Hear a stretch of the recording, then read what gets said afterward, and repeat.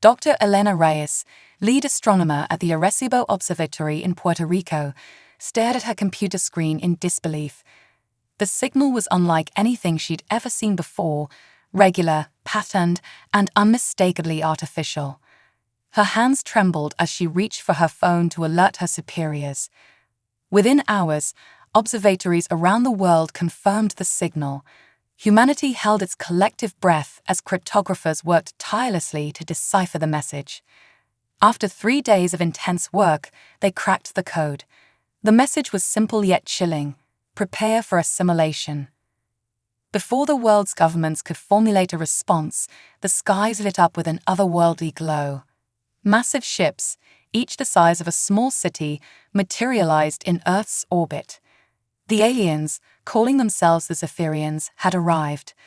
Captain Jack Harper of the newly formed United Earth Defense Force watched from the International Space Station as the alien fleet positioned itself around the planet.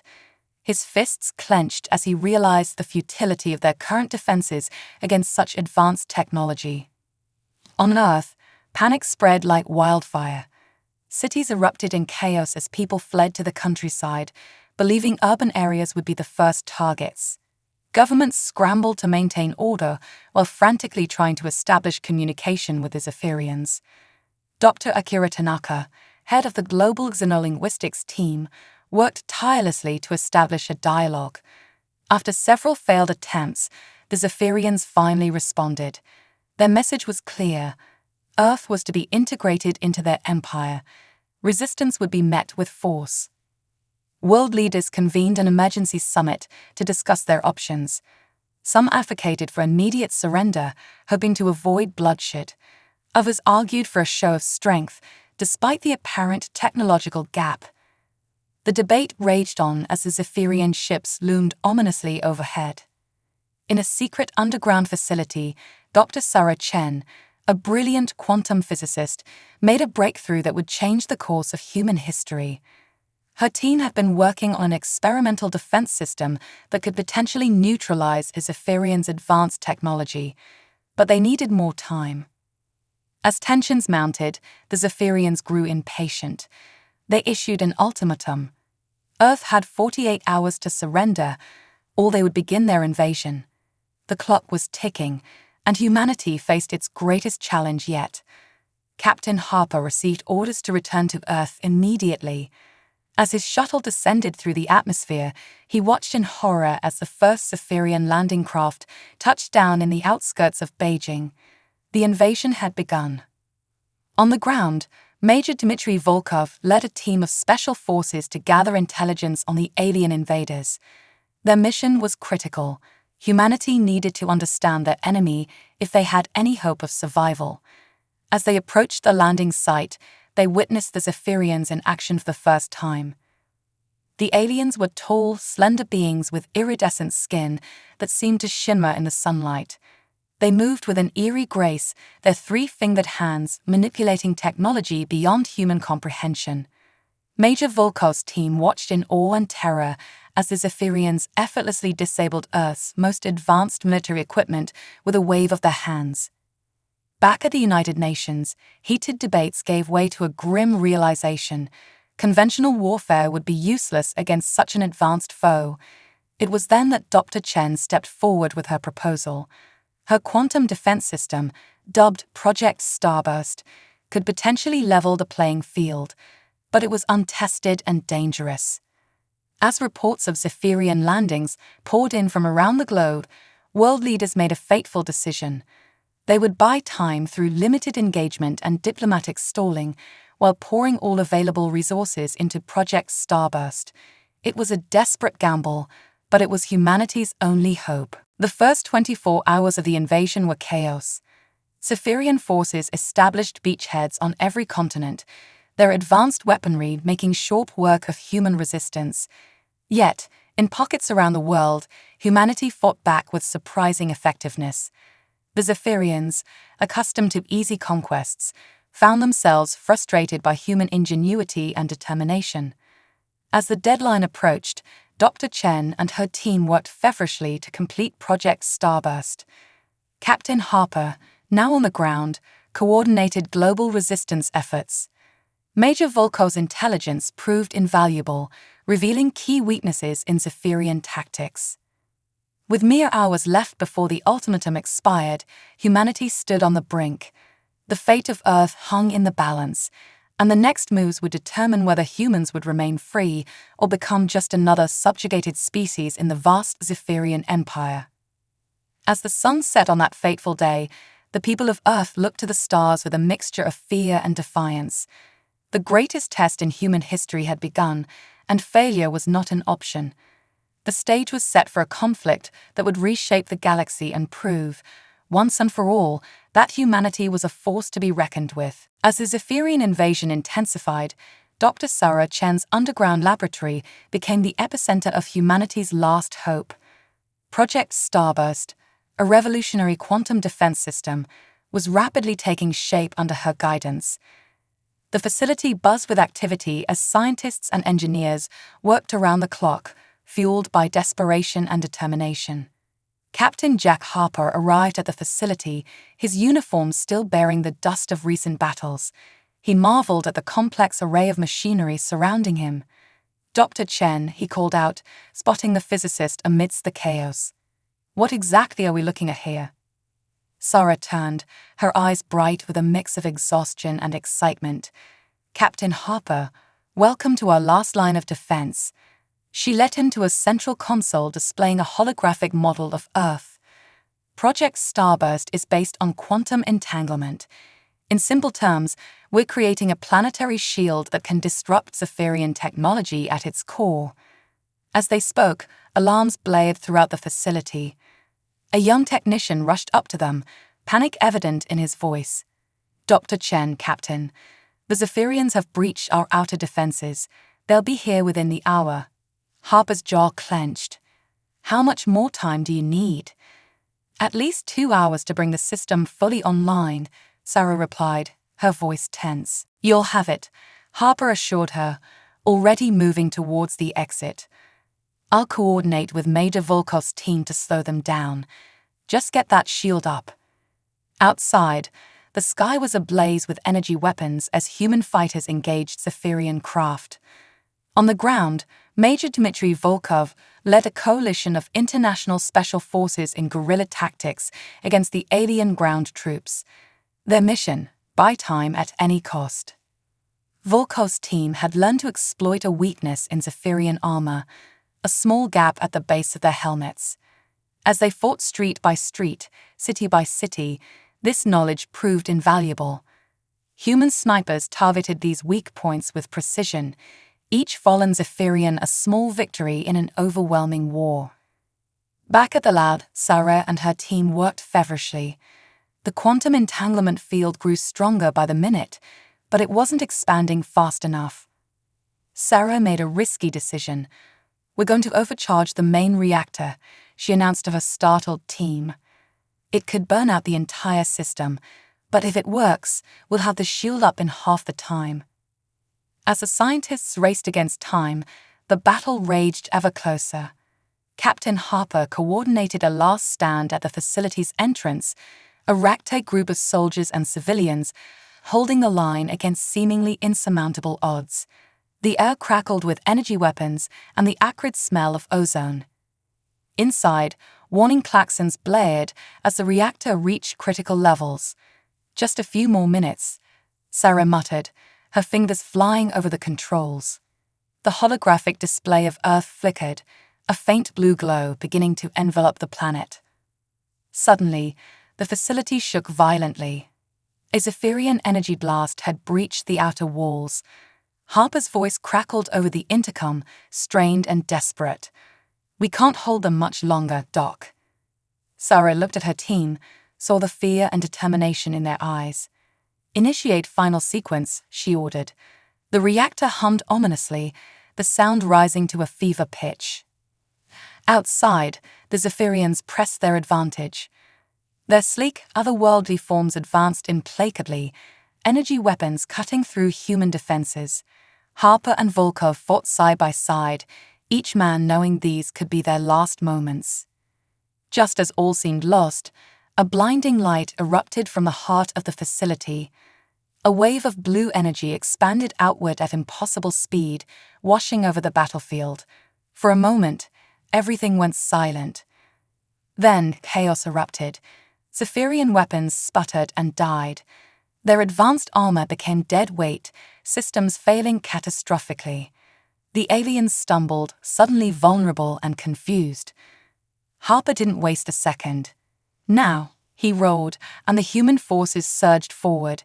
In close combat, without their technological advantage, the Zephyrians found themselves outmatched by human strength and ferocity.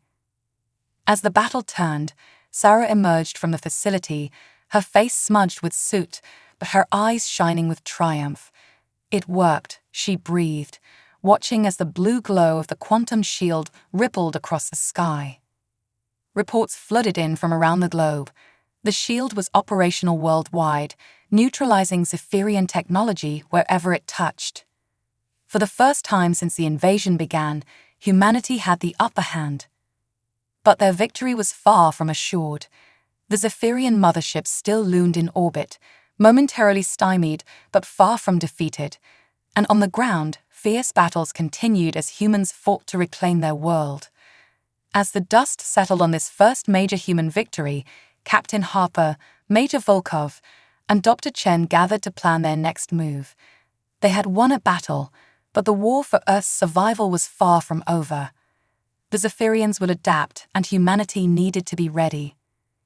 The quantum shield bought them time, but it was clear that the real test was yet to come. As news of the victory spread, a spark of hope ignited in the hearts of humans worldwide. They had proven that even against impossible odds, humanity would not go quietly into the night. As the sun rose on a new day, Earth prepared for the next phase of the war. The Zephyrians had awakened a sleeping giant, and now they would face the full might and ingenuity of a species fighting for its very existence. The battle for Earth had only just begun. As Earth reveled in its first major victory against the Zephyrians, the alien invaders retreated to regroup. Their massive motherships, temporarily neutralized by Project Starburst, withdrew to the outer reaches of the solar system. Humanity had earned a respite, but leaders knew it was only temporary. Captain Jack Harper stood before the newly formed United Earth Council, his voice resonating through the underground chamber. "We've proven we can fight back, but we can't just sit and wait for their return. We need to take the fight to them." Dr. Sarah Chen, now hailed as the savior of humanity, stepped forward. "I agree. Project Starburst has given us an edge, but the Zephyrians are already working to counter it. We need to strike while we have the advantage." The council murmured in agreement, but one voice cut through the noise. "And how exactly do you propose we do that?" It was Admiral Zhao, a veteran of the Chinese space program. "We barely have interplanetary capability, let alone the means to pursue them beyond our solar system." A sleek smile crossed Harper's face. "That's where you're wrong, Admiral. Dr. Chen, would you like to share our little secret?" Sarah nodded, activating a holographic display. "Ladies and gentlemen, I present to you the culmination of decades of secret research, the XSS Artemis." The hologram showed a sleek spacecraft, unlike anything seen before. By reverse engineering Zephyrian technology and combining it with Project Starburst's quantum principles, we've created Earth's first faster-than-light capable ship. The chamber erupted in gasps and excited chatter. Admiral Zhao leaned forward, his eyes wide. "Impossible. How long have you been hiding this?" "It was a black project, started long before the invasion," Harper explained. "We accelerated development using what we learned from the Zephyrians. It's our best shot at taking the fight to them." After hours of heated debate, the council reached a decision. They would launch a daring counterattack, striking at the heart of Zephyrian forces, regrouping near Proxima Centauri, Earth's nearest stellar neighbor. Preparations began immediately. The XSS Artemis, hidden in a secret lunar base, was readied for its maiden voyage. Captain Harper was given command, with Dr. Chen joining as Chief Science Officer. Major Volkov would lead the ground assault team should they manage to board any Zephyrian vessels. As the day of launch approached, tensions ran high. The fate of humanity rested on this audacious mission. The crew of the Artemis, a diverse group of Earth's finest, trained relentlessly for every possible scenario. Finally, the moment arrived. As the world watched with bated breath, the XSS Artemis rose from its lunar cradle, its quantum drives humming with power. In a flash of brilliant light, it vanished, leaving our solar system for the first time in human history. The journey to Proxima Centauri, which would have taken years with conventional propulsion, was over in a matter of hours. As they dropped out of quantum space, the crew of the Artemis found themselves face to face with the Zephyrian Armada. Battle stations. Harper's voice rang out through the ship. Dr. Chen, activate the starburst shield. Major Volkov, prepare your team for boarding action. The element of surprise was on their side. Before the Zephyrians could react, the Artemis unleashed a barrage of quantum-enhanced weapons, tearing through the alien defenses like paper. But the Zephyrians were quick to recover. Their ships, though still affected by the starburst field, began to adapt. Energy beams lanced out, pummeling the Artemis shields. "Shield at 60% and dropping," reported the tactical officer, her voice tense. Harper gritted his teeth. "Push the engines to maximum. We need to take out their command ship." The Artemis dove and weaved through the Zephyrian formation, its advanced maneuverability proving a match for the alien vessels. Dr. Chen worked feverishly at her console, modulating the starburst field to counter Zephyrian adaptations. As they approached the massive Zephyrian flagship, an opportunity presented itself. "There's a weak spot in their shields," Sarah called out. "If we can get Major Volkov's team aboard, they might be able to sabotage their systems from within." It was a risky plan, but they were out of options. Harper gave the order, and Volkov's team launched in a specially designed boarding pod. What followed was a desperate battle both in space and within the corridors of the Zephyrian flagship. Volkov and his team fought tooth and nail, their close combat skills proving effective against the technologically dependent Zephyrians. Meanwhile, the Artemis engaged in a deadly dance with the rest of the Zephyrian fleet. Harper's tactical genius shone as he outmaneuvered ships far more advanced than his own. Just when it seemed the Artemis couldn't take any more, Volkov's voice crackled over the comm. "Charges set. We're returning to the ship. Detonation in 3 minutes." The Artemis made a daring run, scooping up the boarding team just as the charges blew. The Zephyrian flagship erupted in a spectacular explosion, the quantum-enhanced blast taking out several nearby ships. In the chaos that followed, Harper seized the initiative. "All weapons, fire at will. Push them back." The remaining Zephyrian ships, their command structure in disarray, began to retreat. As the last enemy vessel winked out of existence, a cheer went up throughout the Artemis. They had done it. Humanity had taken the fight to the stars and emerged victorious. As the Artemis set a course for home, the crew knew that this was more than just a battle won. It was a turning point in the war, a clear message to the Zephyrians and the galaxy at large. Humanity was here to stay, and we would not go down without a fight. The victory at Proxima Centauri sent shockwaves through the galaxy. Humanity, once dismissed as a primitive species, had proven itself a formidable adversary.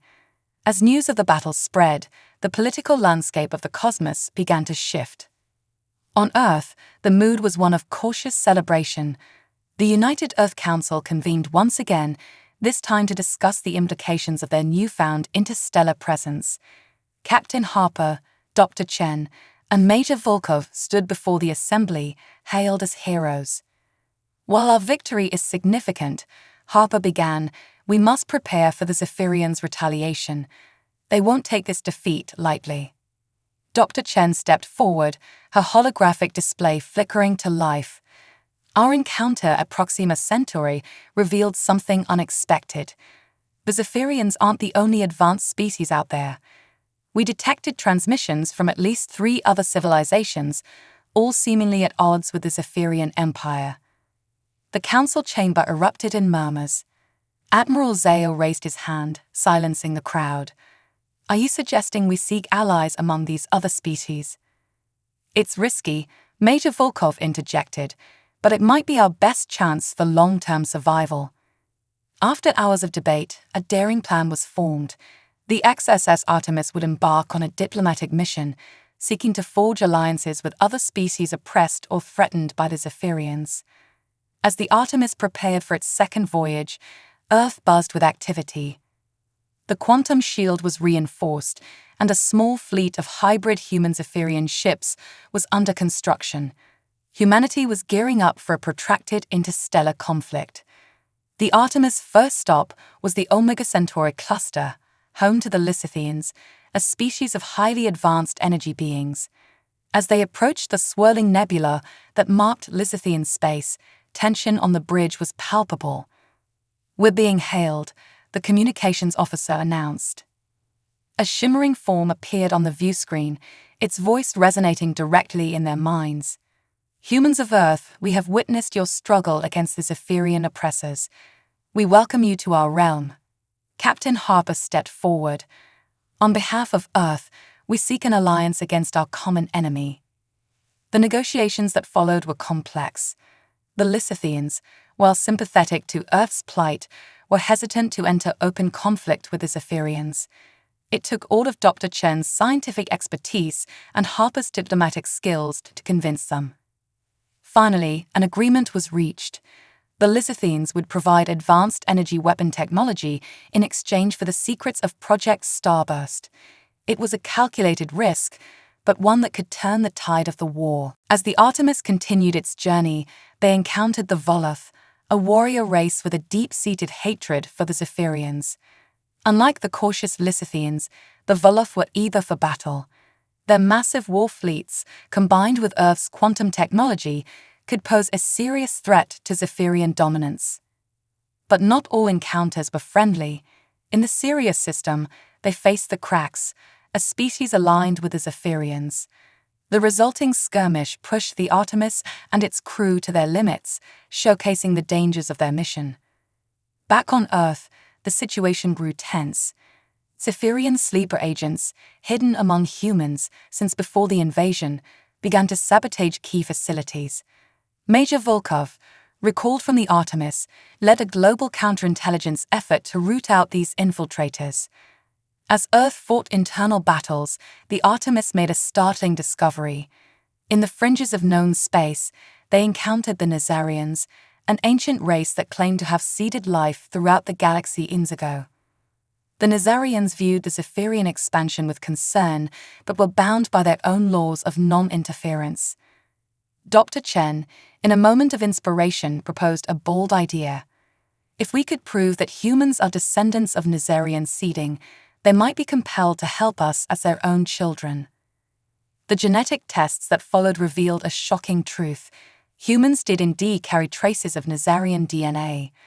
This discovery not only secured a powerful ally, but also forced humanity to grapple with the implications of their cosmic heritage. As the Artemis began its journey home, laden with new technologies and diplomatic accords, the crew knew that the real challenge was yet to come. They had sown the seeds of an interstellar alliance, but uniting these diverse species against the Zar'konian threat would be a monumental task. Captain Harper stood on the bridge, watching the stars streak by. "Send a message to Earth," he commanded. Tell them the galaxy is larger and more complex than we ever imagined. But in that complexity, we found hope." As the Artemis raced back to Earth, the stage was set for a conflict that would determine not just the fate of humanity, but the future of the entire galaxy. The Zar'konians had awakened a sleeping giant, and now they would face the combined might of a cosmic alliance, with humanity at its heart. As the XSS Artemis approached Earth, the crew's elation at their diplomatic successes quickly turned to horror. The planet was surrounded by a massive Zar'konian armada, far larger than anything they had encountered before. The quantum shield flickered weakly under the constant barrage of alien weaponry. "My God," Captain Harper whispered, his face pale. They must have called in reinforcements from across their empire. Dr. Chen's fingers flew across her console. The shield is holding, but it's at 30% capacity. Earth has been under siege for weeks. Without hesitation, Harper opened a channel to the planet. "This is Captain Harper of the XSS Artemis. We've returned with allies. What's the situation?" Admiral Zao's weary face appeared on the view screen. "Captain, thank the stars you're back. We're barely holding on. The Zephyrians have established ground bases on the Moon and Mars. They're using them to launch constant attacks on the shield." Major Volkov, who had remained on Earth, joined the transmission. "We've managed to repel several ground invasions, but our resources are stretched thin. If the shield falls, we won't last long." Harper's jaw set with determination. "Not if we have anything to say about it. Admiral, we've brought help. Prepare for incoming transmissions from our new allies." Over the next few hours, Earth's defenses were bolstered by the arrival of their new cosmic allies. Lysithian energy ships slipped through Zephyrian lines, reinforcing the quantum shield with their advanced technology. Volov war fleets engaged the enemy in fierce ship-to-ship combat, their berserker fury matching Zephyrian tactical superiority. But the true game-changer was the arrival of the Nazarians. Their massive arc ships, each the size of a small moon, took up defensive positions around Earth. The Zephyrians, recognizing the ancient race, hesitated in their assault. On the surface, the battle raged on. Major Volkov led a daring raid on the Zephyrian lunar base, using reverse-engineered alien tech to survive in the harsh environment. Dr. Chen coordinated a global scientific effort, combining Earth's quantum innovations with Lysithian energy manipulation to create weapons capable of penetrating Zephyrian defenses. Captain Harper found himself in command of Earth's fledgling space fleet, a mix of human ingenuity and alien technology. The void around Earth became a kaleidoscope of energy weapons, quantum fluctuations, and explosions as ships from a dozen species clashed in epic battle. As the conflict reached its peak, a new threat emerged. The Zephyrians, desperate to turn the tide, unleashed a terrifying superweapon, a device capable of inducing artificial supernovas. They targeted Proxima Centauri, threatening to destroy Earth's nearest stellar neighbor and bathe the solar system in lethal radiation. In a race against time, the Artemis led a joint human-alien task force to stop the superweapon.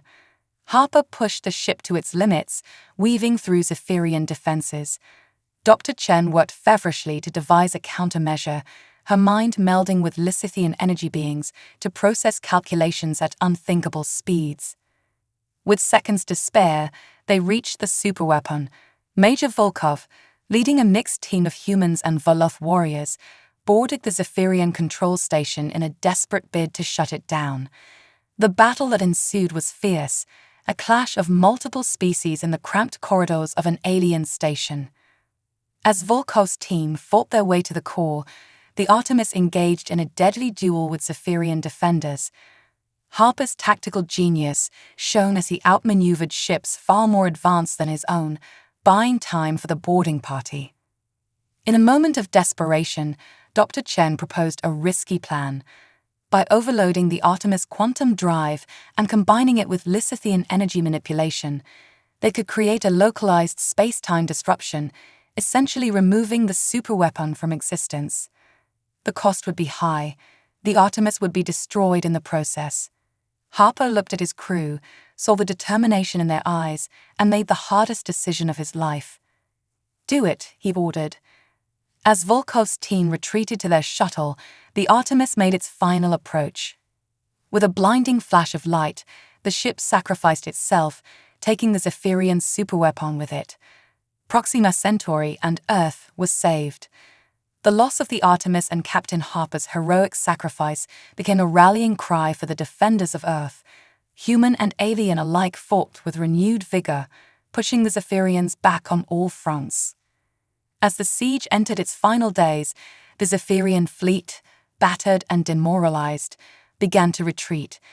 The distant stars flickered with the light of faster-than-light jumps as the once mighty armada fled Earth's solar system. On the surface, shears erupted as the quantum shield, supplemented by Lithian technology, finally stabilized. The siege was over. Earth had survived. But as the dust settled on humanity's greatest battle, those in command knew that this was just the beginning. The Zephyrians would return, and Earth now had a place on the galactic stage, for better or worse. In the aftermath of the siege, as reconstruction began and Earth's new alien allies offered aid and technology, humanity looked to the stars with new eyes. They had faced extinction and emerged stronger, not just as a species, but as part of a greater cosmic community. The siege of Earth was over, but humanity's grand adventure among the stars was just beginning. In the months following the siege of Earth, humanity found itself at a crossroads. The planet bore the scars of the Zephyrian invasion, vast swathes of land reduced to ash and ruin. Yet amidst the destruction, a new sense of purpose and unity emerged. The world had come together as never before, and now, with the galaxy open before them, the question on everyone's minds was, what next? Dr. Zar'konian, now heading Earth's new Interstellar Relations Department, stood before the United Earth Council. The chamber, once hidden underground, now sat atop a gleaming tower in the rebuilt Geneva, a symbol of humanity's resilience. The Zephyrians have been driven back, she began, her voice steady, but they're far from defeated. Our allies warn that they're regrouping, possibly for a larger offensive against not just Earth, but all who stood with us. Admiral Zao, his face weathered by the long siege, leaned forward. Then we must prepare. But how? We've lost the Artemis, and with it, Captain Harper. A moment of silence fell over the chamber, honoring the hero who had given his life to save Earth. Major Volkov, now general, broke the quiet. We honor them by continuing their work. The Artemis was just the beginning. We need a fleet, and we need it soon. The debate that followed was intense. Some argued for caution, for focusing on rebuilding Earth. Others pushed for rapid expansion into space, establishing colonies and outposts to secure humanity's future. In the end, a compromise was reached. Earth would do both. Project Phoenix was born, a massive undertaking to not only rebuild Earth, but to propel humanity into the stars. Leveraging the technology and knowledge gained from their alien allies, construction began on a new generation of ships. These weren't just vessels of war, but arcs of culture and science designed to establish human presence across the galaxy. The first of these ships, the XSS Harper, was christened in lunar orbit exactly 1 year after the end of the siege. Dr. Chen watched from the bridge as the massive vessel came to life, its quantum drives humming with power. Jack would have been proud, she murmured, a bittersweet smile on her face. As Earth extended its reach to the stars, it also welcomed the galaxy home. The first permanent alien embassies were established, turning major cities into hubs of interstellar diplomacy. The Lithians set up research centers, working with human scientists to push the boundaries of energy manipulation and quantum physics. Volov warriors began training Earth's military, preparing them for the challenges of cosmic conflict. But it wasn't all smooth sailing. The influx of alien cultures and technologies brought new challenges. Economic systems had to be overhauled to account for interstellar trade. Earth's religions grappled with the implications of life beyond our world. In some areas, tensions flared between humans and their new alien neighbors. Through it all, the memory of the invasion and the unity it had forged kept humanity moving forward. Schools now taught xenobiology alongside traditional subjects. Children dreamed not just of being astronauts, but of being ambassadors to distant worlds. 5 years after the siege, Earth launched its first extrasolar colony on a planet orbiting Proxima Centauri. Named New Horizon, it stood as a testament to how far humanity had come. Dr. Chen, leading the diplomatic mission to officially open the colony, couldn't help but feel a sense of awe as she looked up at an alien sky. But even as humanity celebrated its achievements, dark clouds gathered on the cosmic horizon. Intelligence from Volov deep space scouts and Lysithian energy being observers all pointed to the same conclusion. The Zephyrians were coming back, and in force. General Volkov, overseeing the construction of Earth's planetary defense grid, received the reports with grim determination. "We beat them once," he told his staff. "We'll beat them again." Dr. Chen, returning from New Horizon, threw herself into strengthening the alliance that had saved Earth. She traveled to dozens of worlds, negotiating treaties, solving disputes, and always preparing for the coming storm. In shipyards around Earth and its colonies, new vessels took shape, each one more advanced than the last, incorporating technologies that would have seemed like magic just a few years before. The quantum shields that had saved Earth were now standard on every ship, a testament to human ingenuity and adaptability. As the decade mark of the first invasion approached, Earth was a changed world. Gleaming cities incorporated alien architecture alongside human designs. Gravity-defying vehicles zipped between buildings. In orbit, space elevators stretched into the sky, gateways to a bustling network of stations and shipyards. But more than the physical changes, it was the spirit of humanity that had transformed. Once divided by borders and ideologies, Earth now stood united. The petty squabbles of the past seemed insignificant in the face of cosmic threats and opportunities. On the anniversary of the siege's end, a grand ceremony was held in the newly constructed Unity Plaza in Geneva. Representatives from every nation on Earth stood alongside ambassadors from a dozen alien races. As the sun set, casting a golden glow over the assembled crowd, Dr. Chen took the podium. 10 years ago, we faced annihilation, she began, her voice carrying across the hushed plaza. We were alone, unprepared, and outmatched, but we did not falter. We did not surrender. Instead, we reached for the stars and found not just allies, but a new purpose. She paused, looking out over the sea of faces, human and alien alike. The Zephyrians thought they could conquer us, subjugate us. Instead, they unlocked our potential. They forced us to look beyond our own world, to see the galaxy not as a threat, but as our destiny. "We know they're coming back," she continued, her voice gaining strength. "But this time, we're ready. This time, we're not just defending our world, but standing up for every species that values freedom and self-determination." As she spoke, the first stars became visible in the darkening sky. "Look up," she urged the crowd. "Those aren't just distant suns. They're beacons of hope, of possibility. Each one a reminder that no matter how vast and dangerous the universe might be, the human spirit is vaster still." The plaza erupted in cheers, a cacophony of human voices mingling with the varied sounds of their alien allies.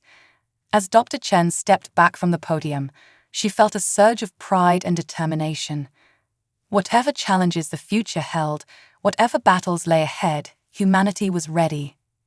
They had been forged in the fire of invasion, tempered by adversity, and strengthened by unity. The Zephyrians and anyone else who threatened the peace of the galaxy would soon learn a crucial lesson: never underestimate the human spirit. As the celebration continued into the night, the stars seemed to shine a little brighter. In the vast tapestry of the cosmos, humanity had found its place, and they would defend it no matter the cost.